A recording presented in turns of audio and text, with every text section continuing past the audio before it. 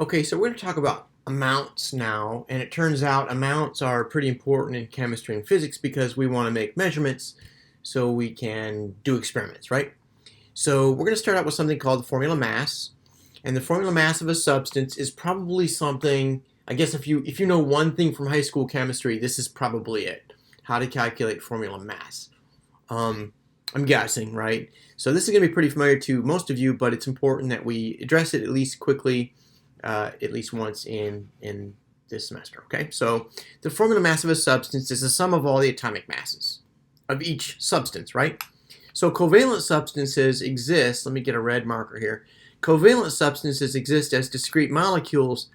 Ionic substances exist as formula units. It's not so important, I think, that you understand that completely right now, but I can say more about that when we talk about ionic compounds. For now, let's just say ionic compounds are not really molecules, but we do consider them as formula units. For example, sodium chloride, we're going to write there's a 1 sodium atom and 1 chlorine atom in every sodium chloride unit, okay? Or in calcium chloride, there's 1 calcium atom and 2 chlorine atoms in every formula unit. They're really ions, yes, I know. All right, so the formula mass of a covalent substance can be correctly referred to as the formula mass. As the molecular mass, right? And we'll use those terms interchangeably. So the average mass of a chloroform molecule, CHCl3, is 120 AMU, right? Because a carbon atom is 12 AMU, a hydrogen atom is 1 AMU, and a chlorine atom is 35.5 AMU, right? So if you add all these together, and there's 3, I guess I forgot to say that, there's 3 chlorine atoms, right? 3 times 35.5 is 106.5, right? And so consequently, the average mass of a chloroform molecule is 119.37 AMU. And then we're going to do that over and over and over again, okay? So, for example, we might use aspirin. Here's a picture of aspirin. It's a ball and stick model of it, right? Where that's an oxygen atom. There's an oxygen atom. Here's a hydrogen atom. Here's a carbon, and that's signified as a double bond. And there's another double bond right there, right? Okay, so we find that the formula for aspirin is C9. So we take 9 times 12 gives 108. There are 8 hydrogen atoms in there, right? It's 8 times 1 is equal to 8, of course. And 4 times 16 is 64, okay? And we add all those things up and we get 180 AMU. All right, so ionic substances are not really molecules, so we just have to be careful with the terminology there. I'm not sure that's going to matter a whole lot to you, but I do want to be precise. Ionic compounds do not exist as molecules, and we may not correctly call them molecular mass, although I might not even hear it if you say it wrong, okay? So not a big deal, but again, I do want to be precise. This is a science class, right? So, the average atomic masses of the ions can be approximated to be the same as the average atomic masses of the neutral atoms. So we're going to do the same thing for ionic compounds. With ionic compounds, sodium chloride, this is probably a good picture to illustrate why it's not really a molecule. Sodium chloride is really just an array.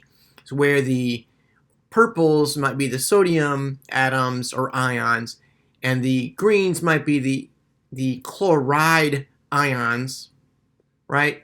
And you can see that this might be, if you're thinking about molecules, I guess that's the best estimation of a molecule, but there's no reason to say that this is not the molecule, right? So these really aren't bonds. They're electrostatic interactions and so on. Anyway, so it's a little bit getting off in the weeds there, but it turns out for every 1 purple sphere here, there's also 1 green sphere, and it turns out it's a 1-to-1 ratio, okay? So sodium are 23 AMUs per ion, and chlorines are still 35.5, right? So 23 plus 35.5 is 58.5, right? 1 times 23, 1 times 35.5 gives you 58.5, right? So that's the formula mass of sodium chloride, all right? Now we're going to talk about moles.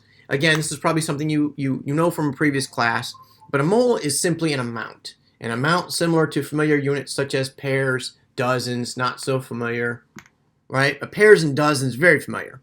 The mole is defined. This is the definition of mole. The mole is defined as the amount of a substance containing the same number of discrete entities, such as atoms, molecules, or ions, as the number of atoms in a sample of pure carbon-12 weighing exactly 12 grams. That's 12.0000, exactly 12 grams, right?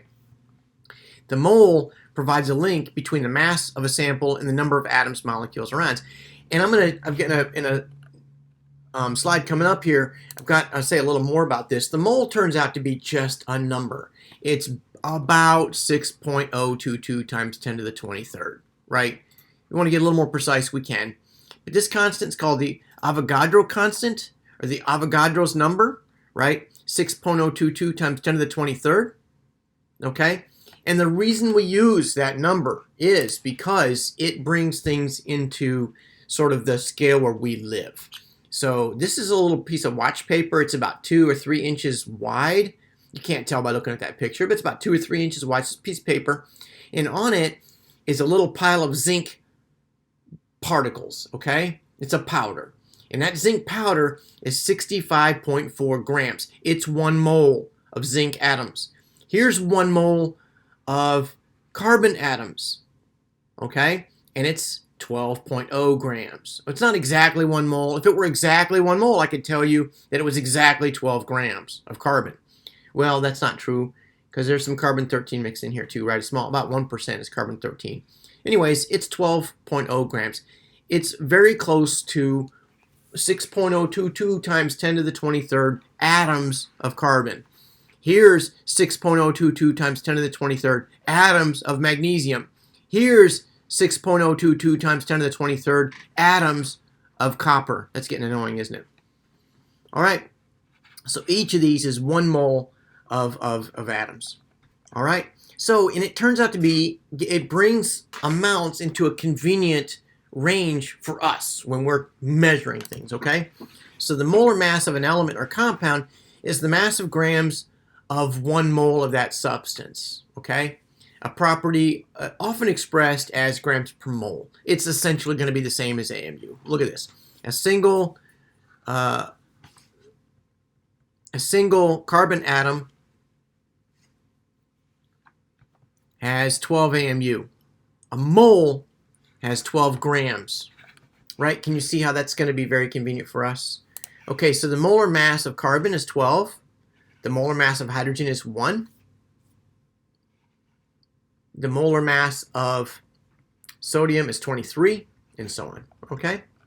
Skip that slide. Again, more samples. Where was I here? More samples of 1 mole. That's a nice picture in your book, figure 3.6, but we don't need it.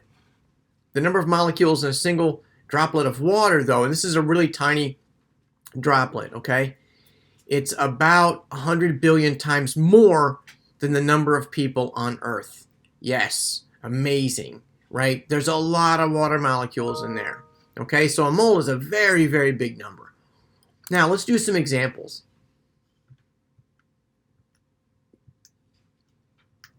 According to nutritional guidelines for the U.S. Department of Agriculture, the estimated average requirement for dietary potassium is 4.7 grams. This is probably 4.7 grams per, I don't know, day, per year, I don't know. 4.7 grams, can't be per day, right? So, but what is the estimated average requirement of potassium in moles? So really, the question is, if I'm giving you grams, give me moles.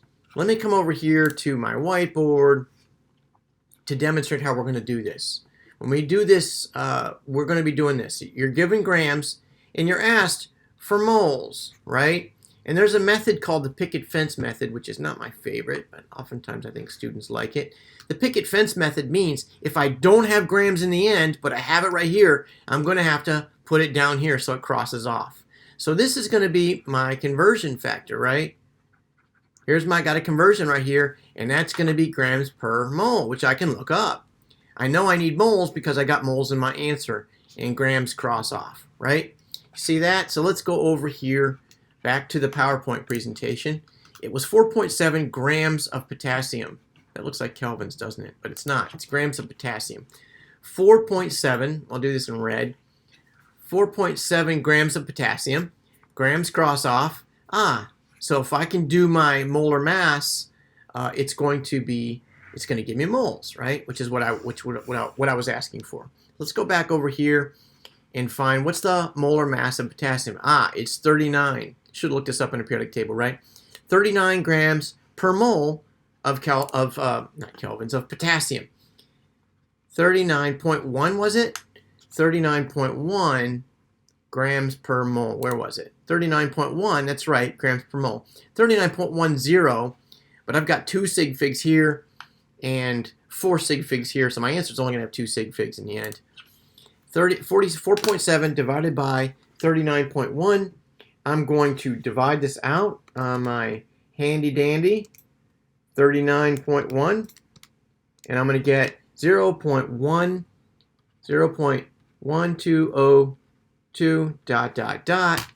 right? This number has got 2 sig figs in it. This number has got 4 because it was there was a 0 there. This number's got 4 sig figs in it. When I'm dividing two numbers, and this was a 1, this is an exact number, right? And this was also a 1, that's an exact number. So it's really 2 divided by 4. And when I'm dividing numbers, it's always the least, right? So this is going to have to be reported in 2 sig figs, which means when I report this, I'm going to say 0.12 moles of potassium atoms. Okay? And there it is. We're going to do a similar trick for example 3.4. We're going to be given, in this case, we're going to be given the moles, right? And if I have moles, I'm going to do my picket fence. Here's my picket fence right here, right? And I've got to do grams per mole because I was being asked for grams, right? You see that? So I look up my grams per mole of argon. It's 40. 9.2 times 10 negative 4 times 40. And this has 2 sig figs in it. This has 4 sig figs in it. So this number is going to be the least of these two because it's a multiplication problem, right? 2 sig figs. 0.37 grams. All right. And here's one more example. This time I'm given grams. Looks like I was given grams. And I was asked for number of atoms. So I first of all have to convert this to moles, because I know the conversion of atoms to moles.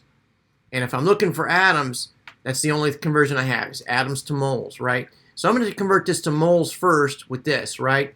Grams cross off, and I'm left with moles. Moles cross off, and I'm left with atoms. Okay? We'll do more examples of that on request. All right, hope this is a good introduction or a helpful introduction to formula mass and the mole concept.